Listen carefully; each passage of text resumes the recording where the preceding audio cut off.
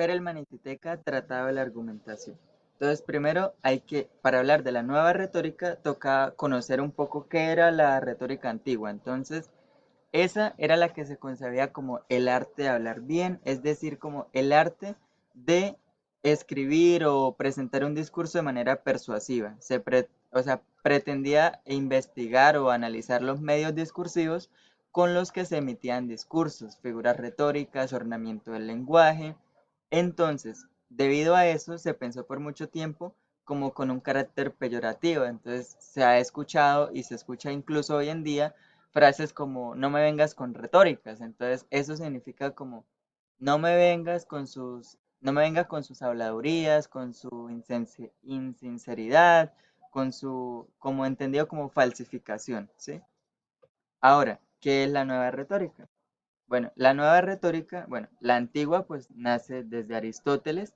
¿Y qué le pasó a él? Pues que quienes lo analizaron, lo leyeron y todo eso, se centraron principalmente en su libro La retórica, o sea, el libro 3 de Aristóteles, pero dejaron de lado otros aspectos que él también mencionaba y que precisamente es Perelman y Olbrecht y Teca los que se encargan de rehabilitar.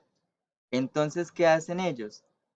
El, por ejemplo, hasta la Edad Media y parte del Renacimiento, la retórica se entendió como el medio para la expresión, lo que habíamos dicho. Desde Aristóteles hasta muchísimos años, era como el medio de la expresión, hablar bien, como ya dijimos. Luego, cuando llega la época del racionalismo con René Descartes y que crea el discurso del método y todo eso, esa retórica prácticamente queda marginada y prácticamente muere, porque ellos lo que buscaban era llegar a la verdad, al conocimiento a partir de los razonamientos, y una retórica que propusiera persuadir con tal de hacer creer a una persona cualquier discurso, independientemente de si era veraz o no era veraz, pues no entraba dentro de esa postura teórica. Ahora, ¿qué pasa con Perelman y Titeca? ¿Cuáles son sus grandes cambios? Los cambios que él propone es que esta nueva retórica se va a centrar sobre todo en el estudio de las estructuras argumentativas. Es una teoría que busca ser una disciplina filosófica moderna con un dominio propio. Entonces, en el año 1950, cuando se publica el libro Tratado de la Argumentación, la Nueva Retórica, y al mismo tiempo, en el mismo año, Stephen Tullman escribe su libro, bueno, publica su libro Los usos de la argumentación. Entonces, lo que hacen estos dos autores es rehabilitar la retórica y pues darle un giro a eso que se había entendido por muchísimos años. ¿Y qué pasa? Entonces, eso conlleva a que varias disciplinas como sociales, como la psicología, disciplinas, bueno, también relacionadas con la publicidad, la imagen, se van a centrar de nuevo en eso que es la retórica para convencer a sus audiencias, a sus públicos, y se van a crear múltiples análisis y estudios a partir de estas nuevas teorías, y se van a desarrollar diferentes enfoques de la argumentación a partir de esta renovación que se hizo en la década de los 50. Bueno, otra cosa que hay que tener en cuenta, bueno, haciendo como un resumen, es contraria a la retórica clásica. Lo segundo es que se presenta no solo como retórica literaria, sino como retórica del cine, la publicidad. Es esa actualización que hacen las otras disciplinas, lo que les decía. Lo tercero es que se va a centrar en el estudio de las estructuras argumentativas, es decir, analizar los medios utilizados por las ciencias humanas, el derecho y la filosofía para probar sus tesis, o sea, centrada en el discurso. Y la cuarta es que es una teoría de la argumentación, bueno, que buscaba llegar a unas conclusiones veraces, entendido como lógica formales, razonar de manera lógica. El autor Alfonso Monsalve pues hace un estudio concienzudo de la obra de Perelman, y pues acá está como un resumen. A la parte izquierda está lo que sí es la retórica. Entonces son unos procedimientos que buscaban la aceptación de una tesis. Y esa aceptación de la tesis a su vez producía un acuerdo También otra característica es que la argumentación entendida desde Perelman y Titeca es una acción dialógica. Siempre hay un orador que trata de convencer a un auditorio de unos puntos de vista. Y la cuarta característica es que hay una argumentación siempre que no existan criterios claros y objetivos acerca de un fenómeno, acerca de lo que se denomina una disputa. Es decir, en esa misma línea de ideas, la argumentación es diferente de la demostración científica de las ciencias empírico-deductivas. Es decir, las ciencias construyen su conocimiento a partir de verdades absolutas. Bueno, Hawkins decía, uno no discute con un teorema, prácticamente es imposible. Uno no puede discutir que, digamos, en el siglo XXI, que la Tierra no gira alrededor del Sol, porque es algo que ya está científicamente comprobado. En cambio, la argumentación sí se permite discutir temas sobre los cuales no haya un criterio objetivo para determinar, digamos, una resolución de un conflicto. Esta retórica de Perelman, bueno, de ahí nacen diferentes enfoques. El de él es un enfoque dialéctico, analizaba el discurso sobre todo. Stephen Toulmin se encarga de examinar estructuras argumentativas con un esquema universal, y Ascombre y Ducrot es un proceso inscrito en la lengua. Era un enfoque muy lingüístico. Van Emeren y Grotendorf es un enfoque desde el contexto, desde lo contextual, desde los medios en que se producen los discursos y no solamente los discursos. Y bueno, y que la retórica y la argumentación en Van Emeren y Grotendorf es un proceso interactivo también. Y por último, Teun Bandit la desarrolla pues una manera de la argumentación desde un enfoque comunicativo, y pues hay muchos más, no son los únicos. Lo que decíamos, la retórica permitía analizar teóricamente razonamientos humanos respecto a un gran número de asuntos que no son susceptibles de ser decididos bajo un único parámetro de verdad. Entonces miremos a qué se refiere con eso. Bueno, ¿en qué ámbitos de la actividad humana ocurre? Cuando uno discute, cuando uno está negociando algo o cuando uno está intercambiando ideas.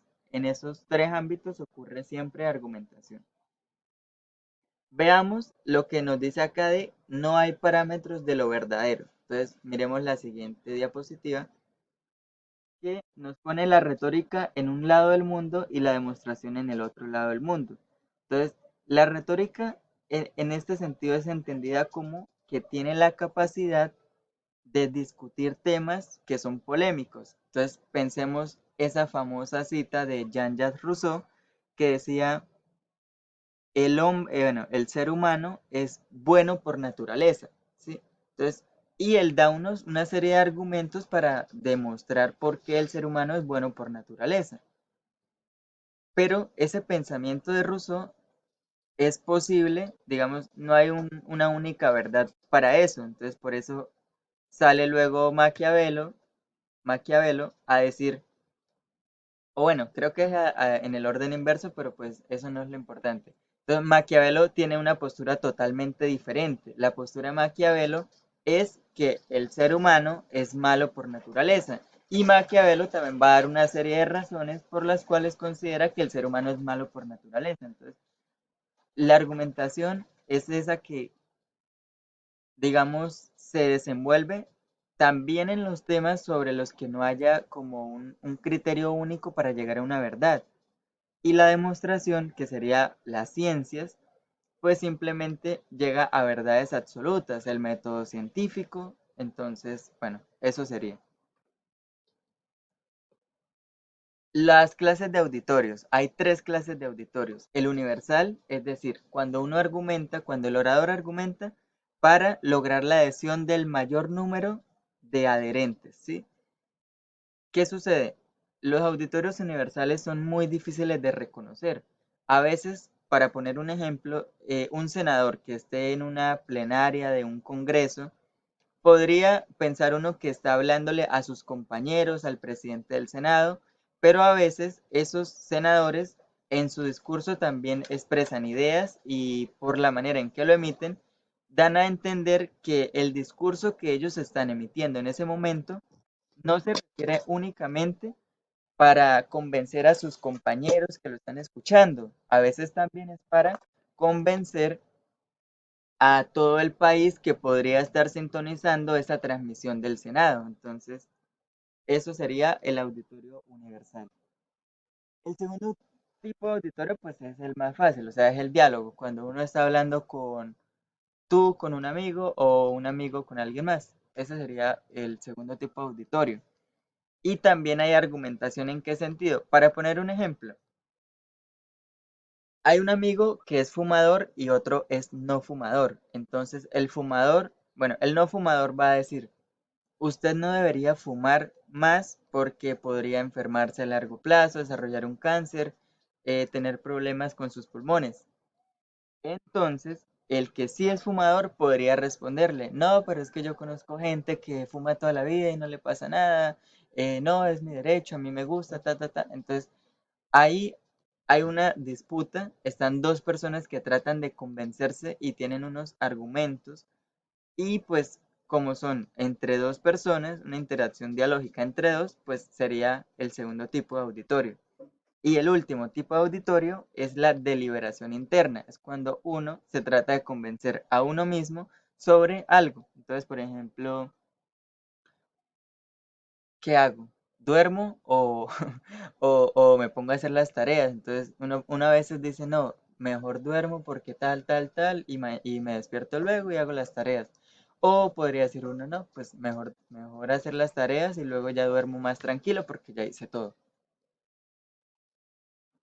Y para finalizar, bueno, entonces esta es la obra de Chaim Perelman, una obra súper genial para que la lean y conozcan un poco más porque esto es simplemente una pequeña introducción a cómo él concebía la argumentación y cómo concebía la retórica.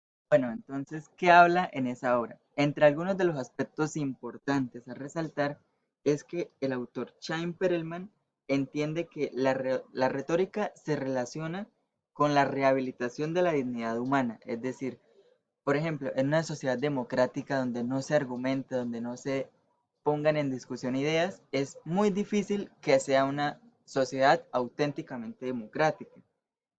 Entonces la retórica él la ve como un destino para concebir el humanismo, como resolver los problemas sin matarse, sin agredirse, sin obligar a las demás personas. Ahora, pues él no lo dice así como así, pero más o menos esa es como la idea. O sea, la argumentación tiene un fin social, es lo importante. Otra de las cosas que habla en este tratado de la argumentación, o sea, él hace una diferencia muy clarísima y en eso dedica gran parte de la obra a demostrar, digamos, a, a poner en evidencia que cuando se argumenta, o sea, la argumentación que él busca es totalmente diferente de lo que podríamos denominar persuasión. O sea, a Chaim Perelman no le interesa engañar a las personas con el lenguaje o diciendo las cosas de tal manera que con... Entonces, ¿qué sí le interesaba a él? O sea, él decía, persuadir es menos que convencer, porque persuadir, bueno, decía eso porque para él el convencimiento era el fin último de la retórica y de la argumentación. O sea, el que esté preocupado por el carácter racional de la adhesión, es decir, si yo digo un punto de vista y si yo digo unos argumentos, lo que yo busco es que las personas racionalmente se adhieran a mi punto de vista, por lo que yo les dije, más no por cómo yo se los dije. Sí, el que se preocupa por el resultado, si usted se está preocupando simplemente por adherir al auditorio sin importarle cómo, para usted lo más importante es la persuasión. Pero si usted quiere realmente convencer a las personas con ideas, con argumentos, con una postura clara, entonces está pues convenciendo a las personas. Y el convencimiento era lo que Chaim Perelman resaltaba y rescataba. Sí, o sea, para él el convencimiento era el fin último de la argumentación. Bueno, eso es todo por hoy. Esto es simplemente un pequeño resumen y pues lean el libro que es súper